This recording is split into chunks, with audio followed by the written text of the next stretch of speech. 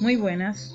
Antes de comenzar con nuestra primera unidad, primero debemos de conocer cuál es su campo de estudio. Este campo de estudio para el grado al que van a estudiar en este año es la geometría analítica. ¿Pero qué es la geometría analítica? La geometría analítica es una rama de las matemáticas dedicada al estudio en profundidad de las figuras geométricas y sus respectivos datos, tales como áreas, distancias, volúmenes, puntos de intersección, ángulos de inclinación, entre otros. Para ello, emplea técnicas básicas de análisis matemáticos y de álgebra. Utiliza un sistema de coordenadas conocido como el plano cartesiano, que es bidimensional. Esto quiere decir que tiene dos dimensiones. Y está compuesto por dos ejes, uno de abscisas o el eje X de forma horizontal y otro de ordenadas o eje Y de forma vertical.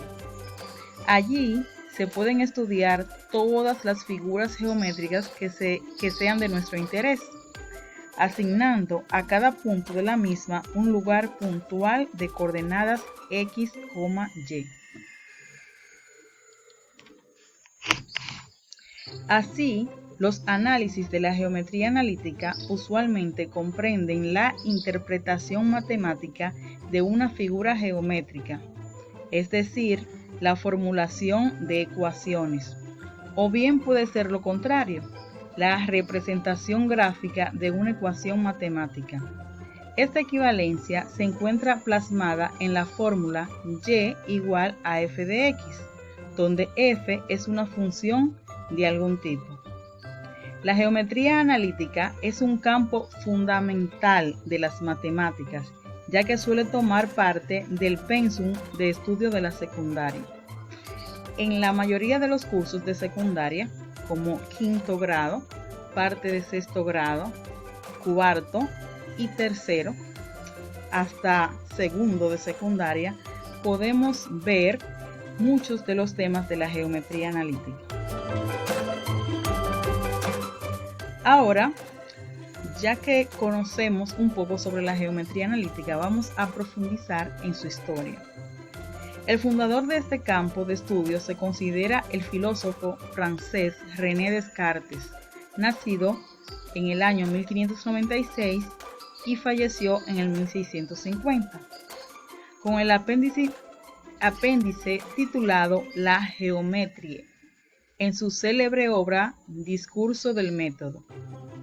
Sin embargo, en el siglo XI, el matemático persa Omar Khayyam, que nació en el 1048 y falleció en el 1131 de la era cristiana, empleó ideas semejantes que Descartes fácilmente podía conocer. Es decir, que ambos probablemente las inventaron por cuenta propia. Dado lo hermética de las ideas de Descartes, el matemático holandés Frank van Schooten, nacido en 1615 y falleció en 1660, y sus colaboradores ampliaron y desarrollaron, también divulgaron la geometría analítica en el occidente. Solía llamarse geometría cartesiana para rendir homenaje a su creador, René Descartes. Pero este término hoy en día prefiere usarse para referirse únicamente al apéndice escrito por Descartes, como el eje de coordenadas cartesianas y su libro. Entonces, ya conocido un poco de la geometría analítica y su historia, vamos a ver en qué se aplica.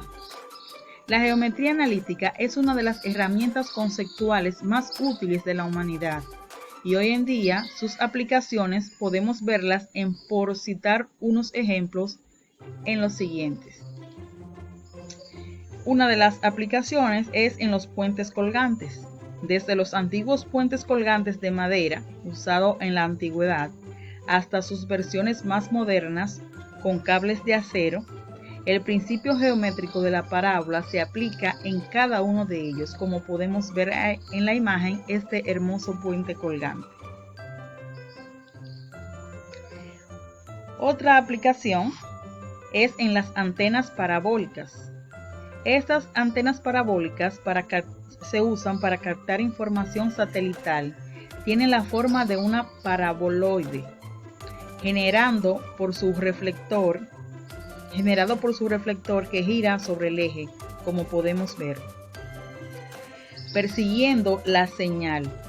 Gracias a la propiedad de reflexión de la parábola, el disco de la antena, que está en esta parte, puede reflejar la señal satelital hacia el dispositivo de alimentación. Puede ser televisores, computadoras, teléfonos inalámbricos, teléfonos alámbricos, entre múltiples aplicaciones como la radio, entre otros. Y la tercera aplicación que vamos a ver en este caso, porque hay múltiples aplicaciones, es la observación astronómica. Los cuerpos celestes orbitan en una trayectoria que describe una elipse, como lo dedujo Johann Kepler en el 1571 y falleció en el 1630, y no una circunferencia. O sea que los satélites y las órbitas de los planetas no orbitan en forma de circunferencia, sino en forma de elipse, como creía Copérnico, nacido en el año 1473 y fallecido en el 1543.